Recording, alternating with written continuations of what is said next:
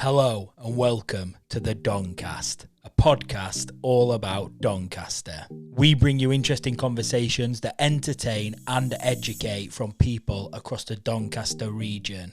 If it's happening in Doncaster, it needs to be on the DonCast. Today on the DonCast, I've got Matt from K.D.Davis and Sons, the #1 greengrocers in the entire country, Britain, Europe, probably the world.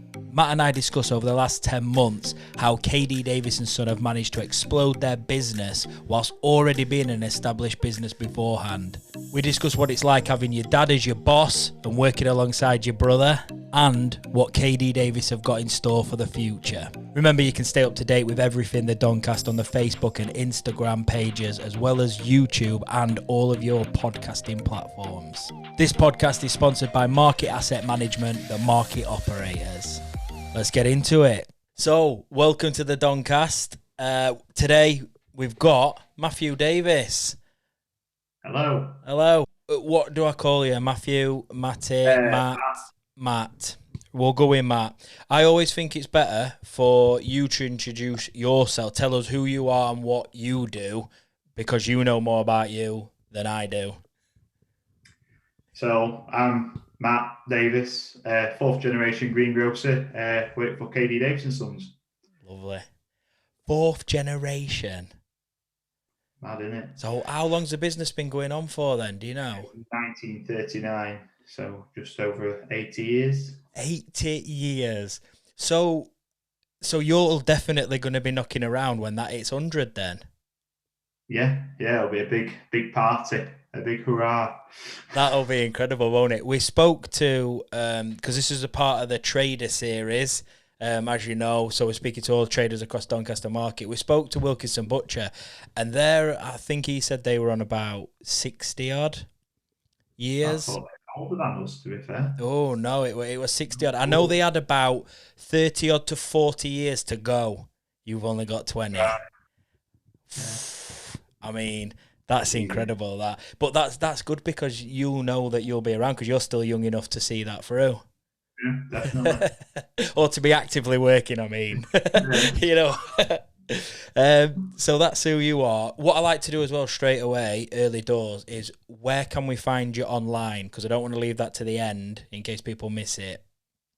So we've got www.kddavis.co.uk and www.freshfruitatwork.co.uk. Yeah. And you're very active on everywhere, really. Facebook, Instagram. Facebook, Instagram, LinkedIn.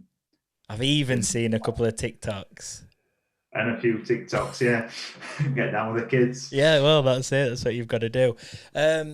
So what I want to talk about then is why you do what you do.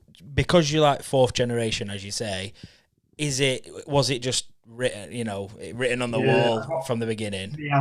Me and Ryan got brought into it at an early age, where we were at wholesale market. Well, Ryan were running after me dad down the road when he was like 10-year-old to go to wholesale market at 4 a.m. So we've kind of been brought into it and enjoyed the selling and, talking to customers from like being 13, 14-year-old. And then opportunities rose when we were like 16, 17 to come into it full time. So is it all you've ever done then? Yeah. We both went to college for a year. We're working Saturdays, and I think once we got a car and stuff, we like the money from working. So yeah, my dad got us in. That's great. I love it. Do you think family businesses are probably just that bit more special when it's all the families involved? They are the tight knit. No matter where you go, bigger the company, if you've got a family ethos at the base of it, you can usually tell. Sound. What is been? And we've just had a terrible year, which I don't want to dwell on the negatives, because I know there's been a lot of positives, especially for you and your business throughout this year. But what did you find was maybe the biggest challenge of the last 12 months for you, business-wise? Getting ourselves, like, we've always done home delivery and had a website, but getting ourselves out there where we're having to rely on the website because the store wasn't doing what it should be doing. in Rotherham were just non-existent with all lockdowns and measures in place. So getting a name out there to, we are K.D.Davis, we're the best fruit and veg delivery people you'll find, and selling that to the public. Yeah. And how have you found that transition to going into the deliveries? Quite good, really, because we come at a time where the supermarkets are absolutely on the knees. Everyone needed fresh produce, and then we've gone on to sell compost and flour and nothing we've ever sold before. And bedding plants. Bedding plants. If you need it, KD, sell it. Yeah, we ain't got it, you don't need it. It's brilliant. Who do you think, I'll put this on the spot because I usually send the questions out beforehand so people have a feel. Who do you think's the best greengrocer? Matt or Ryan? Obviously me. I don't know, it works two ways because Ryan works better on the catering side and the talking side because he loves to talk, whereas I love to sell. Yeah. So on the market, I'll be better than Ryan, but then if he needs to go and see a big client, Ryan will happily talk to him for 2 hours about Brussels sprouts. About Brussels sprouts. I can imagine some of the conversations in your family gets together.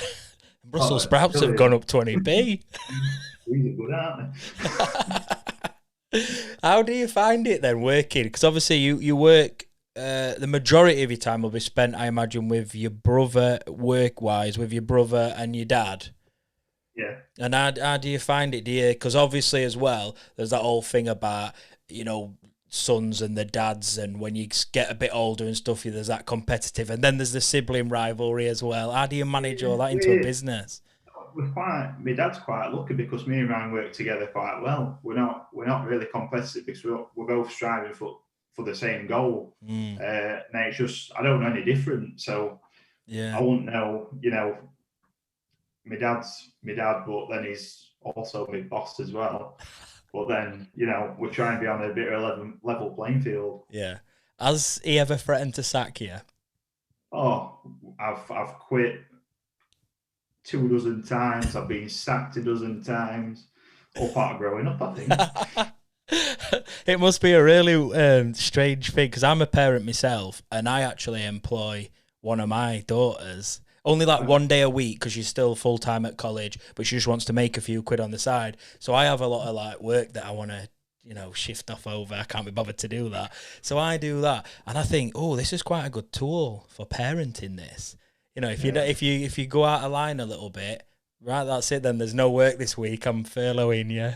But there's no government giving you 80%. I know. Imagine that. Bloody hell. Let's have a look what we've got here. So I like to talk on the podcast as well about anything in particular that you have to promote. Have you got anything? We all know that you're K.D.Davis, greengrocers, award-winning greengrocers. But is there anything different that you're doing or trying to do at the minute? We've got a few things in pipeline. So we're hoping to have a vegan range where about another 100 products going on. We're all organic and free from gluten and all that stuff. And then we're heading for Mother's Day with like gift hampers, something we've never done, fruit baskets, something a bit, something with some chocolate in, and just diversifying a bit on what we can. Now we've got this like big exposure online. How can we want back of it? Yeah. How, talking about that, how have you managed that from your point of view in the because obviously I've seen it firsthand working alongside you a lot at the market, but the growth that you've seen on social media in the last, what's it been, 10 months, would you say? Yeah. It's well, it feels like, I want to say it's doubled, it's trebled. It does seem to have gone up massive. I think it's about doubled in the past 12 months-ish. But then we haven't really delivered to Sheffield, and we've started going into them. We're getting a lot of, engagement on the Sheffield side of it where, obviously they haven't had anything like that before. So it's good to just spread our wings a bit. Yeah.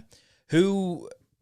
do you take it in turns then? Because the amount of content that you post across Facebook and Instagram in particular is. Most of it's me, to be fair. While So you're taking all the credit. has been snowed under with deliveries since all time, but beginning of December especially. Yeah. So literally every post that goes out is my doing. What do you put down to the fact that in the last 10 months or so, you've doubled your internet, your Facebook and Instagram following, engagement, all the rest of it? That's gone massively well. The business in general seems to have grown hugely. And you've opened the warehouse as well that manages all the, and you've taken the delivery to a new level. Like, what do you think it's just purely down to we just work hard? Yeah. Yeah. We're literally this year, me and Ryan ran had a day off. We've been working 6-7 days a week, especially through lockdown, working till 10 o'clock at night, then back up at 4 in the morning. And, we're proper grafted and we haven't really let many people down. Mm. Did you decide that early on? Did you think, look, there's an opportunity here where we can grow, let's put it in? No, we just we know how to work and we've just gone on the back of it, really. We didn't think, right, there's an opening here. We've just had what we got and it's just grown organically. We've invested a bit into refrigeration, warehousing, what we've had to when we've scaled up the business, but nothing. We didn't really sit down in March and thinking, ooh. Yeah. But it has happened that way. And now you're like, ooh. But I suppose you get what you put in. And like you say, if you're putting in serious amounts of hours like that, which I experienced for half a day alone. Yeah. Getting up at that time and doing it. For me, getting up early, fine. It's not a problem. If I had to get up at 2, 3, 4 in the morning and go and do all of what you do before a working day even starts, if you like, or trading hours, I could do that, no problem. It's the evening. It's going to bed early enough to be able to then get up at that time. It'd be the evenings that kill me. How do you cope with the majority of your evenings being taken away? Your missus. Yeah. Tea's got to be ready, and if you fall asleep on settee at 7:30, 8 o'clock, she can't be rocking you. She's got to leave you till 2 in the morning. Poor me, mate. It must be hard though, because social life as well. It's a commitment in itself, and there's no getting away from it because prices change that often, and the job's constantly moving on a daily basis. You just can't lift your finger up. You've got to be on it every day. Yeah. One thing that really impresses me, following the journey of your business, is how you always seem to be in front. You always know what's coming, or maybe you don't know what's coming. You make that thing happen and be the next thing. Yeah, you've got to be on the ball all the time, haven't you? I'm constantly thinking. It's such as we've got Christmas out of the way, and to be fair, we smashed Christmas and all different products we were adding and everything. And then it's right, Christmas is done. What do we do next? And it's so we have the Boxing Day sale where it's made a massive start to this year. New customers and just discounting to get the ball rolling in January, and then it's Valentine's Day, Mother's Day, and then so on. There's always something in there. Yeah. There's always something coming, but being able to constantly churn out new ideas, fresh ideas, like you're saying with the Mother's Day hampers and stuff like that. There's just content on Facebook and Instagram that in itself could be a job. Just thinking the stuff to write. Well, yeah, it is my job. Thank God it is a job. Right. I think it's brilliant what you're doing. I think it's incredible. It's great to watch as well. And because obviously people all know through watching this now that I do the Doncaster Market social media, the umbrella, the actual market. But having people within the market killing it works great for me because it's free content that I just reshare that happens to be great. So thank you for that. No problem. Before I get on to the last question, the question that I will ask everybody that comes on as part of the Trader Series, I just wanted to mention as well, what were it like winning an award? Because you are currently the #1 greengrocer in the entire country, is that right? We've just been shortlisted for this year as well. Doesn't surprise me. But yeah, it's humbling, isn't it? Showing the hard work pays off, and you can say, you are voted the best. Yeah. And because it's not even one of these, because there's a lot of awards, like there'll be some very legit awards that are regional, but to be like #1 in, is it England or full Britain? I think it's England, to be fair. Yeah. Great Britain. Great Britain. Yeah. Yeah, but yeah, let's say Europe. Oh, it's the next level, isn't it? Yeah, why not? No, I think it is. It's incredible. And like you say, it shows that hard work pays off, and things are paying off. And if you've been shortlisted for this year as well, and your business, as we've just discussed for the last 10, 15 minutes, has basically exploded in the last 10 months, you're a lot better than you were last year. So yeah, it's just completely different mindset to how we were thinking. Like this time last year, we were thinking, right, what, we were thinking at home delivery where it's a bit of a waste of time. now it's like 70% of our business. Yeah. It has. I suppose it's one of them things where nobody wants lockdown, no one wants this whole COVID nonsense, but you've got to adapt. And I think that's the best businesses that I know of around the market and stuff are those that are adapting to the circumstances, and it's showing that it pays off. It brings me on to the last question. Let's pretend, we hope not, obviously. Let's pretend KD aren't a thing. At the market. I bet you're thinking, just for 1 week, just give me a week off. But if you had to work somewhere else on the market that's currently there, where would you work? Probably say Plain and Armstrong's. Oh, why? They're similar ethos to us, good quality, and they sell a lot of it, and that's what I like to do, sell good gear. Sell good gear. They know the job. Yeah, it's great. I did a video with Plain and Armstrong, like a behind the scenes of a butcher, and you can tell, like, we're same again. We're the first to arrive, last to leave. They're the same. Yeah. Yeah, hard work. And when I spoke to him during the video, it was very clear that they can have a laugh and it's brilliant, but they know what they're doing. When it comes to their job, their profession, they're highly skilled for sure. Yeah.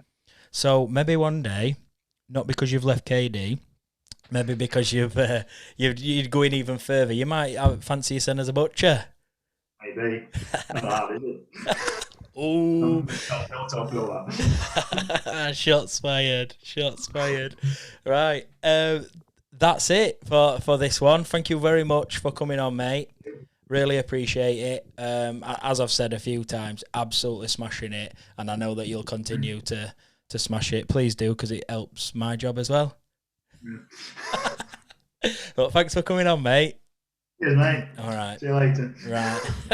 So there it is. Thank you very much for listening to the podcast or watching the podcast, depending where you are. Please like, follow, subscribe, depending on what platform you're on, and follow us on social media. This podcast was sponsored by Market Asset Management, the market operators. And remember to follow the journey of the podcast studio that's being built currently in the Wool Market in Doncaster, where we'll be recording, so I'm not stuck here in my 1-year-old's bedroom for much longer. You can follow the journey across the social media channels. Just search the DonCast. And we'll see you in the next episode.